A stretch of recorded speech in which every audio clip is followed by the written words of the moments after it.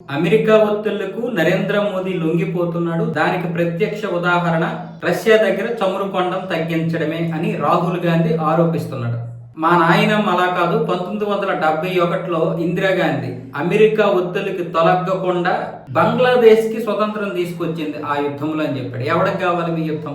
1971లో యుద్ధం చేయకపోతే 93,000 మంది పాకిస్తానీ పందుల్ని పెంచకుండా ఉన్నందుకు దాదాపు 90 రోజులు పెంచింది కదా, ఆ నిదంతా కూడా మనకే ఉండేది. 1971లో యుద్ధం చేసినప్పుడు 60 కిలోమీటర్లు, దాదాపు 160 కిలోమీటర్ల మేర, అంటే ఈ చికెన్ నెక్ ఆఫ్ ఇండియా ఏదైతే ఉందో సిలిగిరి కారిడారు, ఆ సిలిగిరి కారిడార్కి మనకు అంత భూభాగం వస్తే దాన్ని వదిలేసింది. మీ నాయనమ్మ ఒత్తిళ్ళకి తలొగ్గకపోతే మరి 1980లో ఇజ్రాయెల్ వచ్చి పాకిస్తాను అణ్వాయుధాలు తయారు చేసుకుంటుంది, మీరు మాకు ఒక అవకాశం ఇవ్వండి, మేము గుజరాత్ నుంచి మొత్తం పని కానిచ్చేస్తాము, మొత్తం అణ్వాయుధాలు తయారు చేయకుండా మేము చేస్తాము, ఎందుకంటే పాకిస్తాన్ అణ్వాయుధాలు తయారు చేస్తే అది మీకు ప్రమాదమే మాకు ప్రమాదమే, పక్క దేశం అణ్వాయుధాలు తయారు చేయకూడదు, పైగా ఉగ్ర దేశం, ఎందుకంటే ఆ అణ్వాయుధాలను ఇరాన్కి సప్లై చేస్తుంది, ఇరాన్ మా మీద దాడులు చేస్తుంది, అది మీకు ప్రమాదమే, కాబట్టి మాకు ఒక అవకాశం ఇవ్వండి అంటే 4 సంవత్సరాలు ఇజ్రాయేల్ ఎంతో బ్రతిమలాడితే అన్ని ఒత్తిళ్ళకి లొంగిపోయి ఇందిరాగాంధీ వాళ్ళకి అవకాశం ఇవ్వలేదు.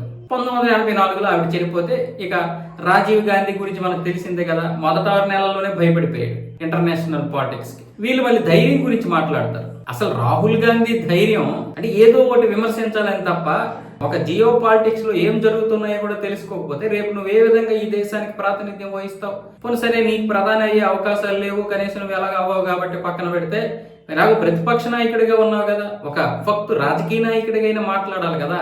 అయినా బయట దేశాలకి వెళ్ళి నువ్వు విదేశాల్లోనే భారతదేశం మీద విషం కక్కి భారతదేశాన్ని కించపరిచేటటువంటి ఎట్లే వారసుడు అయినటువంటి నువ్వు ఇప్పుడు భారతదేశంలో ఉండి భారతదేశాన్ని ఏ విధంగా నువ్వు పొగుడుతావు?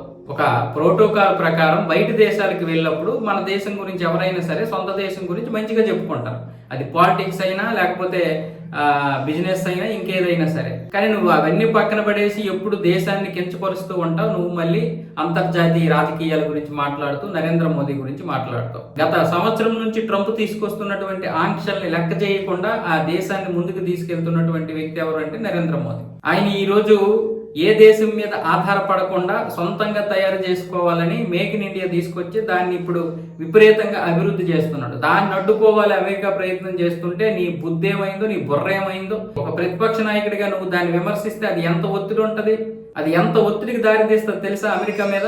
కానీ ఏ రోజైనా అలా చేసావా?